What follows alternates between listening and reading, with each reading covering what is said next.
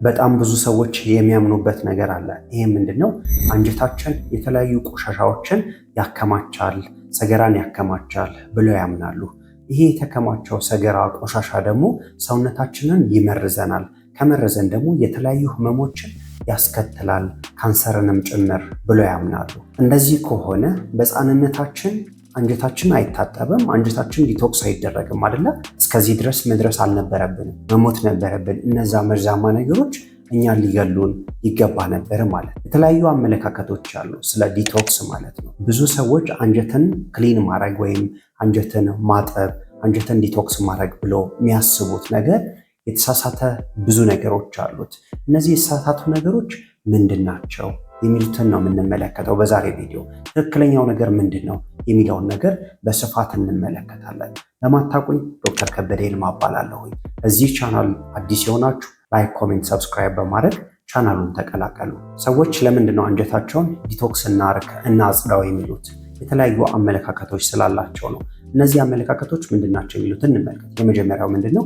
የቆየ ሰገራ ወይም እነዚህ ቆሻሻዎች አንጀት ውስጥ ይከማቻሉ ብለው ስለሚያስቡ አንጀታችንን በየ15 ቀኑ ይሁን በየ1 ወሩ ማጽዳት አለብን ብለው ያምናሉ። አንጀታችን ቆሻሻ ከሆነ የተለያዩ ችግሮች ይገጥሙናል ብለው ያስባሉ። ለምሳሌ ሆዳችን ይነፋል፣ ሆዳችን በጋዝ ይሞላል፣ ክብደታችን ይጨምራል፣ የተለያዩ ህመሞች ይገጥሙናል ብለው ያስባሉ። ለዚህም ሆዳቸውን በተለያዩ ነገሮች ያጸዳሉ። ለምሳሌ ለብ ባለ ውሃ ጨው ያረጉና እሱን በመጠጣት ሆዳቸውን ለማጽዳት ይሞክራሉ። በሻይ ብቻ ሆዳቸውን ለማጽዳት ይሞክራሉ። በተለያዩ ቅጠላቅጠሎች ሆዳቸውን ለማጽዳት ይሞክራሉ። ሆዳቸውን በሚያጸዱበት ሰዓት ላይ የተለያዩ ህመሞችን መከላከል እንደሚችሉ ነው የሚያስቡት። እንደሚታወቀው ደግሞ አንጀታችን ምን አይደለም፣ ማከማቻ ቦታ አይደለም፣ ማከማቻ ክፍል አይደለም። አንጀታችን ምን አለው? የራሱ የሆነ እንቅስቃሴ አለው። አንጀታችን ህይወት ያለው ክፍል ነው። ለዛም እንቅስቃሴ አለው። በዛ እንቅስቃሴ ነው ያንን ቆሻሻ የሚያስወግደው እንጂ እኛ የተለያዩ ነገሮችን በመጠቀም ዲቶክስ ስላደረግን አይደለም አንጀታችንን የምናጸዳው። አንጀታችን በተፈጥሯዊ መንገድ ራሱን ያጸዳል። የሚያጸዳባቸውም የተለያዩ መንገዶች አሉ። የመጀመሪያው ምንድነው? ፐሪስታሊሲስ እንለዋለን። የአንጀት እንቅስቃሴ ነው። የላይኛው አንጀት ክፍል ላይ ያለው ጡንቻ ምን ይሆን ይመጣል? እየተኮማተረ ይመጣና ከላይ ያለው ቆሻሻ ወደ ስር ይሄዳል። ከዛ እስረኛው ላይም እንደዛው አንጀታችን ምን ይሆን ይመጣል? እየተኮማተረ ይመጣል። እያለ ቆሻሻ ወዴት ይመጣል ማለት ነው? ወደ ታች ይመጣል።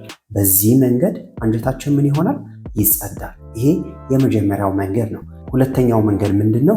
ማይግሬቲንግ ሞተር ኮምፕሌክስ የምንለው ነገር አለ። እሱም ምንድነው? ምግብ ከበላም በኋላ አንጀታችን የራሱ የሆነ የጽዳት ፕሮግራም አለው።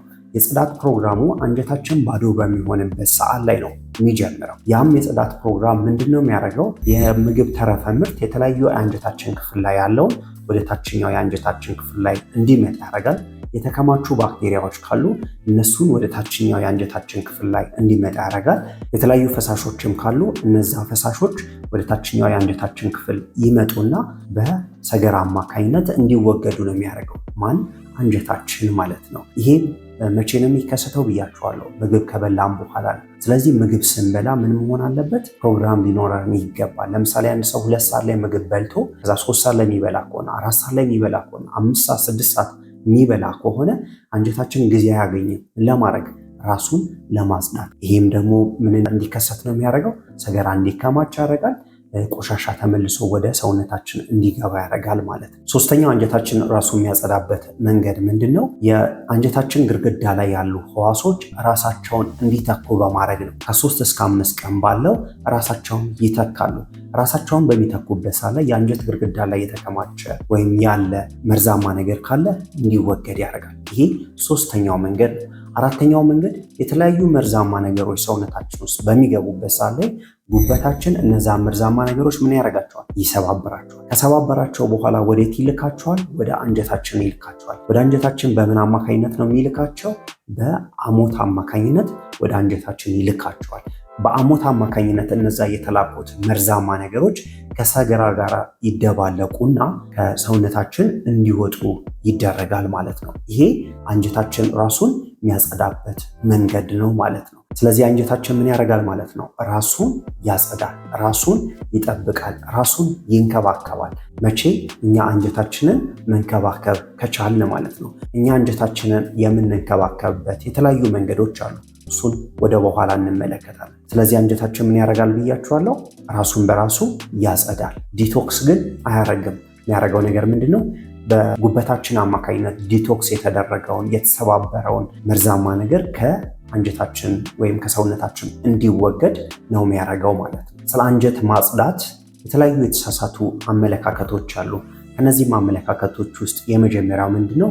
አንጀታችን ግድግዳው ላይ የተለያዩ ቆሻሻዎች ይከማቻሉ ብለን ማሰብ ነው። አንጀታችን ግድግዳ ላይ የትኛውም አይነት ቆሻሻ አይከማችም። መቼ? አንጀታችን ጤናማ ከሆነ ማለት ነው።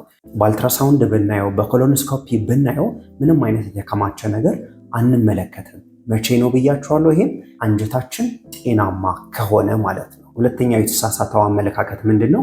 አንጀታችንን በ15 ቀን ሊሆን ይችላል፣ በወር ሊሆን ይችላል፣ በ2 ወር ማጽዳት አለብን ብሎ ማሰብ ነው። አንጀታችን በ15 ቀን በአንድ ወር እኛ ማጽዳት ከነበረብን እዚህ አንደርስም ነበር። ለምን? በሕፃንነት እድሜያችን አንጀታችን ምን አልተደረገም? አልተጸዳም። ለምን? የራሱ የሆነ የጽዳት ፕሮግራም ስለነበረው ማለት ነው። የራሱ የሆነ ጽዳት ስላለው። ስለዚህ በየጊዜው አንጀታችንን ማጽዳት ጉዳቱ ነው የሚያመዝነው እንጂ እኛ የምንጠቀመው ነገር የለም። አንጀት ጤንነታችንን ለመጠበቅ ግን ብዙ የምናደርጋቸው ነገሮች አሉ። እንዳልኳችሁ እነሱን ወደኋላ ነው የምንመለከታቸው። ይሄ ሁለተኛው የተሳሳተው አመለካከት ነው። ሶስተኛው የተሳሳተው አመለካከት ምንድነው? አንጀታችንን በተለያዩ ነገሮች ማጽዳት። ለምሳሌ በሻይ ማጽዳት፣ ለብ ያለ ውሃ ጨው ጨምረንበት አንጀታችንን ማጽዳት። ሌላኛው ነገር ደግሞ የተለያዩ ቅጠላቅጠሎችን በመጠቀም አንጀታችንን ማጽዳት ጤናማ ነው ብሎ ማሰብ ነው። ይሄ ጤናማ አይደለም። ይህንን የምታጸዱበትን ሁኔታ እየደጋገማችሁ በምታረጉበት ሰዓት ላይ ምን ይከሰታል?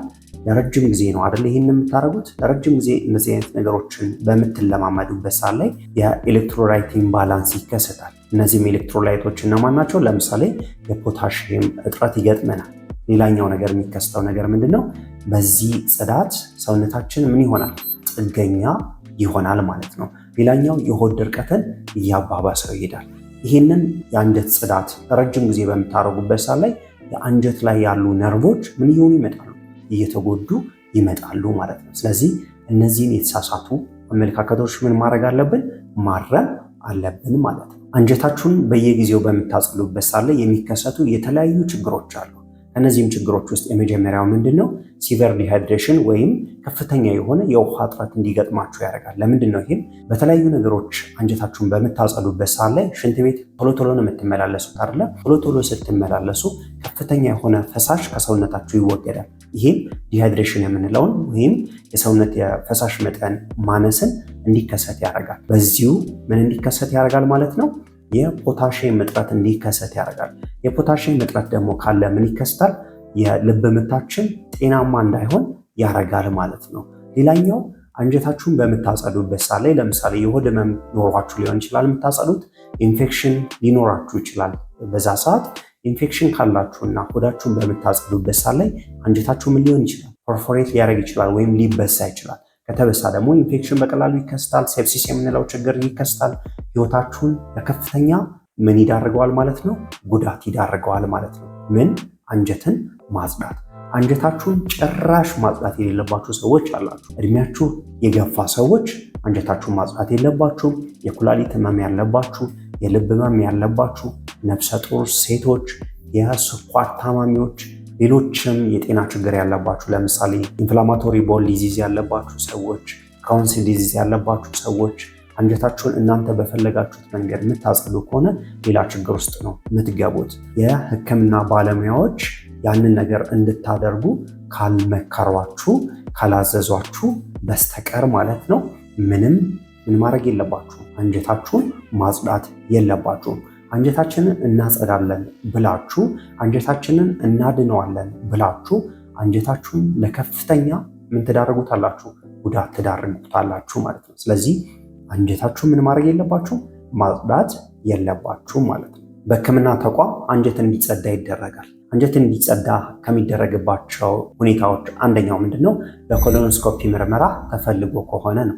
የኮሎኖስኮፒ ምርመራ ለምን የሚያስፈልገው? አንጀት ላይ የተለያየ እባጭ ካለ፣ አንጀት ላይ ቁስለት ካለ፣ አንጀት ላይ የተለያዩ ነገሮች መኖር አለመኖራቸውን ለማወቅ የኮሎኖስኮፒ ምርመራ ይደረግላቸዋል። ከኮሎኖስኮፒ ምርመራው በፊት አንጀታችሁ ይጸዳል ወይም ይታጠባል ማለት ነው። ይሄ የመጀመሪያው ምክንያት ነው። ሁለተኛው ምንድነው? አንጀታችሁ በሰገራ ተዘግቶ ከሆነ ምንም አይነት ሰገራ እየተወገደ ካልሆነ አንጀታችሁ እንዲታጠብ ይደረጋል። ይህም ያ ሰገራ እንዲወገድ ማለት ነው። ሶስተኛው ለተለያዩ ሰርጀሪዎች ተፈልጎ ከሆነ አንጀታችሁ ምን ይደረጋል? በስርዓቱ እንዲጸዳ ይደረጋል ማለት ነው። እነዚህ በሕክምና ተቋም አንጀታችሁ እንዲጸዳ የሚደረግባቸው መንገዶች ናቸው ማለት ነው። ለምን ይመስላችኋል አንዳንድ ሰዎች በተደጋጋሚ አንጀታቸውን የሚያጸዱት ወይም እንደሚባለው ዲቶክስ የሚያደርጉት? ምን ስለሚሰማቸው ነው? ቀለሌ ማለት ስሜት ስለሚሰማቸው ነው። ቀለሌ ማለት ስሜቱ ከምንድን ነው የመጣው? ምግብ ስላልተመገቡ።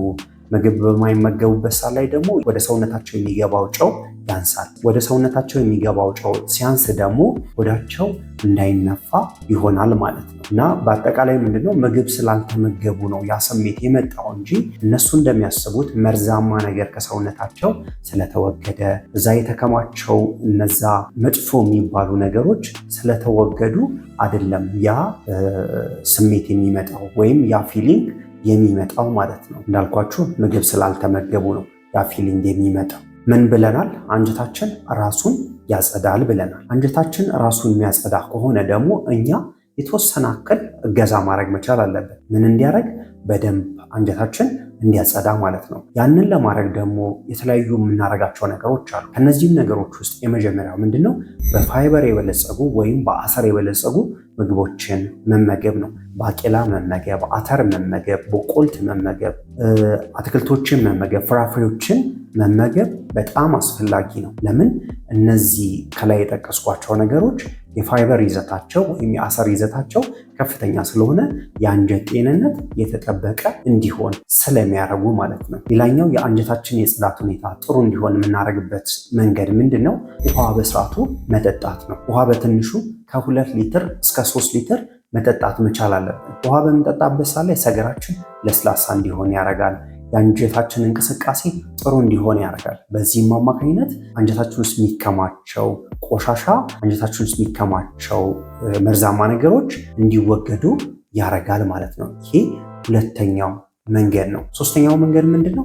እንቅስቃሴ ማድረግ ነው። እንቅስቃሴ በምናደርግበት ሳለ የአንጀታችንም እንቅስቃሴ ጥሩ ይሆናል። የአንጀታችን እንቅስቃሴ ጥሩ ከሆነ ደግሞ ቀደም ያልኳችሁ ፐሪስታልሲስ ጥሩ ይሆናል አይደለ? ጡንቻዎቹ ጥሩ ስራ ስለሚሰሩ ማለት ነው።